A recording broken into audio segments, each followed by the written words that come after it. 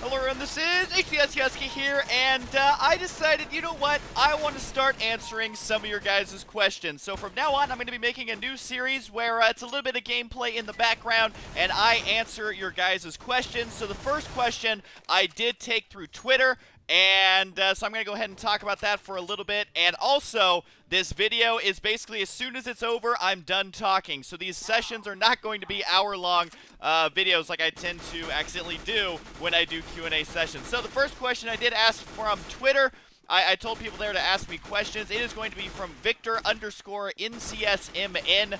His name is Victor K. He says, Husky, let's say it's possible. If StarCraft ever quote-unquote fails, and most people stop playing it, do you have a backup plan? Now, that's actually an extremely awesome question. It was one of the first questions I was sent, and I greatly like the question. So we're going to talk about it a little bit. So basically, he's asking, if StarCraft disappears, what is it you're going to do? And I think that this is something that it'll be hard for me to fit in the length of this video, but I'm going to try it as best as I can. Number one, I've always seen myself as a quote-unquote new media guy. I don't see myself as just the StarCraft guy. Yes, most people do know me for my StarCraft. It may be that way for the rest of time. I'm totally fine with that, but believe it or not, I do have a lot more likes than just StarCraft. While StarCraft has always been my favorite game, I've played it the most by far of any game ever. I've watched it the most on the competitive scene. I've made almost, 2,000 videos, maybe even more, in regards to StarCraft. Obviously my favorite game, but I know it's kind of shocking, but I like other things as well. My second channel is a great example of this. Now, there's two things I want to mention.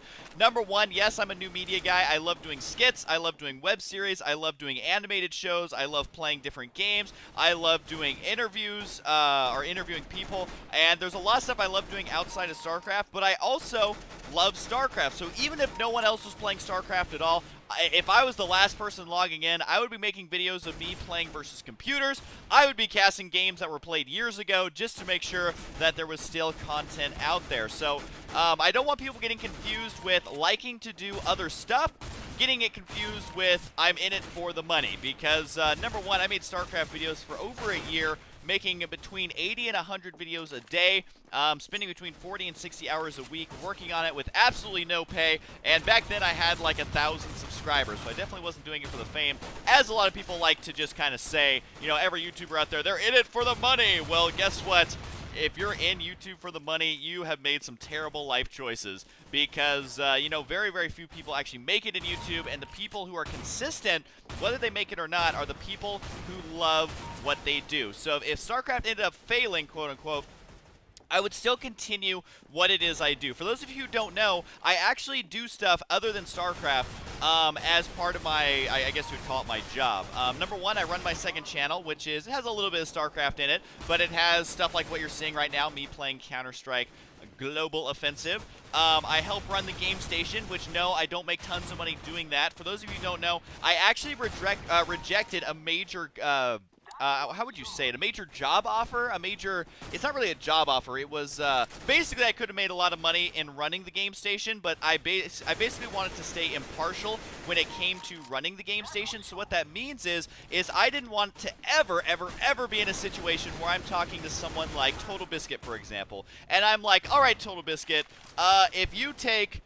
Oh, I wouldn't be saying this because I'd be a shady businessman at that point, but basically how it works is they try and make the contracts as bad as they possibly can so that they themselves can benefit better, which is basically how a lot of business works. So I never wanted to be in the position to be like, hey, Total Biscuit, here, sign this contract, and that's bad for you, but hey, it's going to make me more money. So basically where I'm at now is that I just want to help people basically make a living doing what they love on YouTube, and so I rejected being able to make a lot of money doing that, and I do it for essentially free. So that is something that I absolutely love doing. You can talk to anyone. I feel confident in saying anyone that has worked with me directly would at least vouch for me a little bit in that I genuinely do try and help them out. I have like over 200 people added on Skype who are all YouTube channels, whether they're part of the game station, whether they're part of Machinima, or anything like that. I'm always helping them out. And you may be wondering, how is this in any way relevant to the conversation? Well, basically, I have a firm belief that if you are a genuinely nice person, if you genuinely care about people who share the same interests as you, and you genuinely want to help them out, that the rest of life is going to sort itself out. Now, of course, you know, there's someone out there, though there's a lot of you out there working 1, 2, 3 jobs full time, and yeah, you're the nicest guy ever, but you know, it sure as hell isn't paying off, and that's definitely the case. Like when I was working at Burgerville, for example, I worked at a fast food restaurant called Burgerville. Just it's the best fast food in the world. But either way, I was working my ass off, and I was the nicest person out there. Did it get me very far? Not really. You know, they did want to promote me to like a shift manager, which was a pay increase of like 50 cents, which doesn't take into account the yearly minimum wage raises. So really, you didn't get anything out of it. But even then, being nice to people, while it didn't feel for 3 years like it was really paying off, I could have definitely moved up in the company, and the people who were complete assholes were not going to be the ones moving up in that company. So even though it seems like there's no hope out there for a lot of people who are, you know, kind of in debt in jobs and all that, seriously, just keep being a nice person. I know it may seem like the assholes are the ones who get all the best jobs and do all of that, but I can tell you, at least in the tech industry, at least in the new media industry, and in the fast food industry as well, being a nice person gets you extremely far. And the reason that it's related to this question is because, you know, there's so many people that I try and work with, that I try and help, that if StarCraft ever died, if YouTube ever died, that, you know, I have built good connections with a lot of people out there, whether it's streaming websites, whether it's going to be other networks, whether it's going to be gaming companies, gaming news companies. Building those relationships with everyone around you is absolutely vitally important. So if StarCraft ever failed, I would definitely be in the new media business, but more importantly, I would definitely be in the gaming business. What would it be? I have no idea, but there's definitely a lot of options out there for me, and I highly recommend that you guys treat it the same way. It's kind of weird, the people you're nice to, how they can come back around and influence your life in the later years. And I know that this is kind of the motivational speech bullshit that you guys are all used to hearing, but something important that I want to talk about is two of my good friends. They both work at NVIDIA. I think you guys have met them. I know that you met at least one of them. Chris was on the live stream. Chris from NVIDIA. They are guys that I met at PDX LAN before I was anybody at all. I was I still in high school or was it college? I can't remember if it was high school or college. Probably college. It was college. I was just starting college, and I met them years before even making my YouTube account. And basically, they were working the booth, working on giving stuff away. And honestly, I just went up to them. I'm like, hey guys, what's going on? I actually had an awesome conversation with them, and I found out that they actually like playing StarCraft. So I said, hey, when you guys get off your shift, let's just duke it out, man. Let's have some fun playing StarCraft. Turns out that they were actually decent at StarCraft, so the games were really, really fun. And we actually built immediately a real-life relationship at PDX LAN. And guess what? They work at NVIDIA, so obviously as time goes on, that has influenced my entire life. I mean, not that NVIDIA is, you know, giving me tons of money. Have they ever paid me? I don't think they have. But either way, having those kind of connections is a lot easier to make than you might think. It's one of those situations where I get this a lot of times when I try and tell people how to go about improving their life, and a lot of times what people will say is, Husky, you got lucky, you know, you have all these connections because you're a bigwig, all these people approach you, yada, yada, yada, and honestly, I can see where they're coming from, but I have never, ever in any way used that as an excuse when looking at anyone who has made a lot further in life than I have, which there's a lot of people, trust me, a lot of people. I was able to make those connections by going to the events and just talking to people, being nice, and being memorable, being a funny guy, trying to be as approachable as I could. And at PDX LAN, I mean, I made connections with NVIDIA. I made connections with any sponsor that was there, basically. So I highly recommend that, guys. If you're sitting at home and you're like, there's no way I'm ever going to make any connections, you know what? Shut up, man up, or woman up.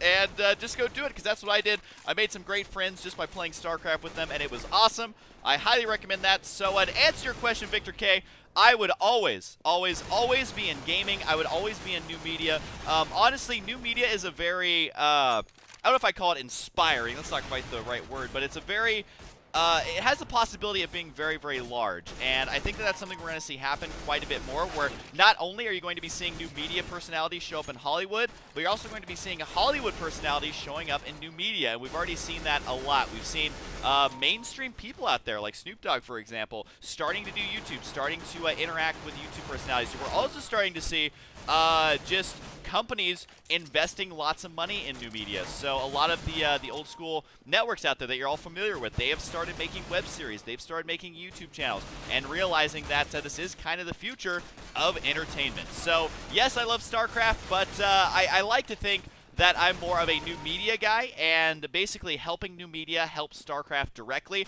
That's why I made the most recent video on my channel about why YouTube sucks right now, because not only does it help or hurt new media, but it hurts StarCraft a lot, and that definitely hits home for me pretty hard, where it's basically impossible for anyone to find StarCraft content unless they literally go to YouTube and type in, I want to watch StarCraft videos. That's basically the only way to get people. They aren't finding it organically, which is terrible for the scene, so I'm doing my best to help change that, but it's definitely an uphill battle. So thank you everyone for the support. This video is almost over, and almost able to knife that guy right there. Wasn't able to finish the job.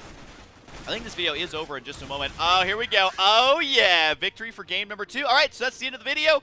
If you guys have any questions, please post down below. Future Q&A videos will be a little bit longer, so definitely write me a couple of sentences on things you would like me to answer. This is episode 1, and that's it. So I hope you guys enjoyed, and I'll see you guys next time.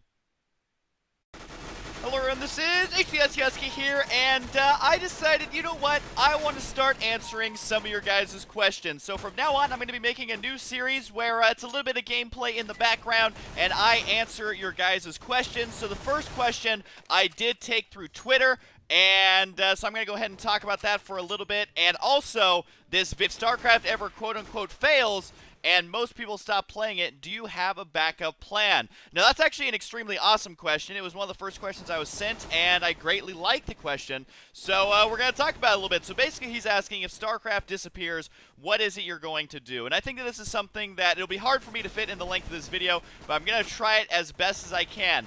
Number 1, I've always seen myself as a quote-unquote new media guy. I don't see myself as just the StarCraft guy. Yes, most people do know me for my StarCraft. It may be that way for the rest of time. I'm totally fine with that, but believe it or not, I do have a lot more likes than just StarCraft. While StarCraft has always been my favorite game, I've played it the most by far of any game ever. I've watched it the most on the competitive scene. I've made almost, 2,000 videos, maybe even more, in regards to StarCraft. Obviously my favorite game, but I know it's kind of shocking, but I like other things as well. My second channel is a great example of this. Now, there's 2 things I want to mention. Number 1, yes, I'm a new media guy. I love doing skits. I love doing web series. I love video. Is basically as soon as it's over, I'm done talking. So these sessions are not going to be hour-long videos like I tend to accidentally do when I do Q&A sessions. So the first question I did ask from Twitter, I told people there to ask me questions. It is going to be from Victor_NCSMN. His name is Victor K. He says, Husky, let's say it's possible.